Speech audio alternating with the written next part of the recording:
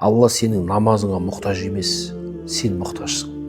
Намаз сені мына өмірде өміріңді реттейді, жүйелейді, тәніңе азық бергендей жаныңның азығы, және Раббыңмен байланыстың ең негізгі жолы намаз. Сен Раббыңмен байланбасаң, тоқтан ажыратылған телефон секілдісің ғой. Батарейкаң отырып қалған, тоққа тықпасаң, оны сен істен шығады. Сен сондайсың.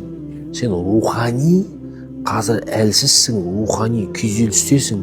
Сен рухани шаршағансың, құлдырағансың.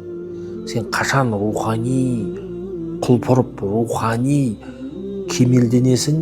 Раббыңмен байланысқан кезде. Алла Тағала, көрдіңіз ба? Бәрін бір уақытқа қоймаған.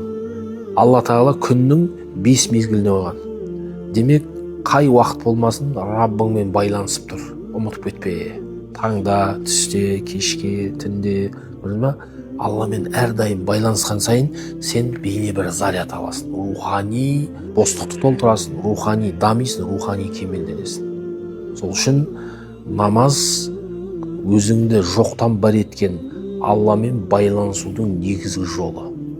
Байланыс үзілді ме, тоқтан үзілесің. Ол кезде сен өшіп қаласың.